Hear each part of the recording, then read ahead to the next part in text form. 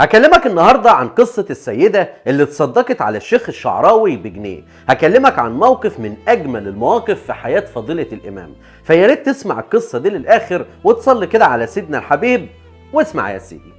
الشيخ الشعراوي قعد في الخليج أكتر من 20 سنة، وبالتحديد في السعودية. كان شغال مدرس في إحدى الجامعات، وكمان كان إمام وخطيب هناك لإحدى المساجد. بعد 20 سنة قرر الشيخ الشعراوي إن هو خلاص بقى ينزل مصر ويستقر في مصر، وبالتحديد في بلده القرية البسيطة. ولما نزل القرية بتاعته ما كانش فيه في القرية إلا مسجد أو 2 بالكتير، فما كانوش قادرين يسعوا الناس اللي في القرية. فقرر فضيلة الإمام إن هو يشتري حتة أرض بما أفضل الله عليه من مال، ويبني مسجد لأهل قريته. وبالفعل اشترى حتة الأرض وجات العمال، وبدأ يشيد الشيخ المسجد في القرية. وهو بقى كان بيبشر العمال وحركة العمال وواقف معاهم، فالهدوم بتاعته بقى جه عليها شوية تراب، شوية أسمنت، مش عارف إيه، الجو حر. فراح فضيلة الإمام على الرصيف كده اللي قدام موقع العمل، وقعد يستريح شوية. وقعد فضيلته وحط دماغه كده بين إيديه الاتنين، وقعد القعدة دي عشان يفاجئ إن في جنيه اتحط كده في الجلابية. وهو قاعد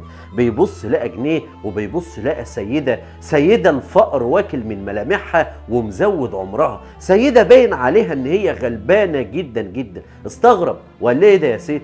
انا ما بشحتش ولا بتسول. عشان السيده ترد عليه وتقول له اعذرني، والله العظيم كان اخر جنيه في جيبي، كنت هروح بيه بس انت اولى بيه. فالشيخ استغرب وقال لها يا ست انا ما بتسولش والله، المهم انت رايحه فين وبيتك فين؟ قالت له انا بيتي في القريه الفلانيه، قريه جنب القريه بتاعتهم.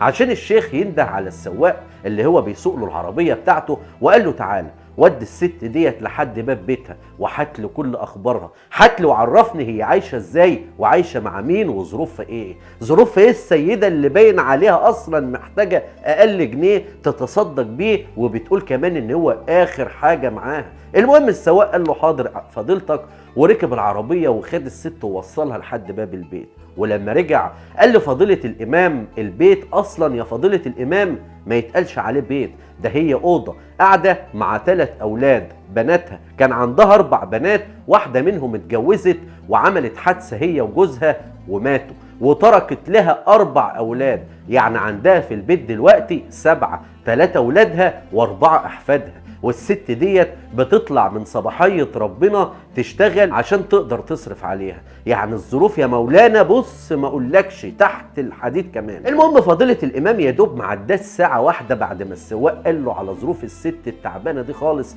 عشان يتلقى مكالمة. كان واحد امير سعودي كان بيصلي ورا الامام في احدى المساجد هناك، عشان الامير السعودي ده يقول له يا فضيلة الامام حان وقت ان احنا نخرج زكاة المال انا واخواتي، فيا ريت تشوف لنا حد كده وتشوف الزكاة ديت وتخرج للناس اللي يستحقوها. عشان الامام يبتسم ويقول له والله انت اتصلت وكأن ربنا بعتك في الوقت المناسب. قال له خير؟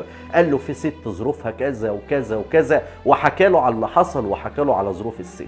عشان الامير السعودي يقول له يا فضيلة الامام احلى حتة ارض في القرية تشتريها ليها وتبني لها بيت هي واولادها، وعمل لها حساب في البنك وحط لها في رصيد يعيشها احسن عيشة هي واحفادها. وتعهد الامير مع الامام في التليفون ان بناتها التانيين جوازتهم لما يكبرهم على حساب الامير السعودي، عشان الشيخ الشعراوي يقول له جزاك الله خير الجزاء. وفعلا يشتري لها الامام حتة ارض ويبني لها البيت ويفتح لها حساب في احدى البنوك ويحط لها رصيد زي ما الامير قال. بفضل مين؟ بفضل ربنا سبحانه وتعالى، ثم سبب الشيخ الشعراوي، ثم الست اصلا يعني انفقت اخر حاجه عندها، انفقت اخر حاجه معاها لوجه الله الكريم. فربنا عوضها، مش هقول لك بقى اضعاف واضعاف، ربنا عوضها وجبر بخاطرها جبر فعلا يتعجب منه اهل الارض واهل السماء. بجنيه واحد والله، واقل من كده كمان، طالما النيه طالعه صافيه لمين؟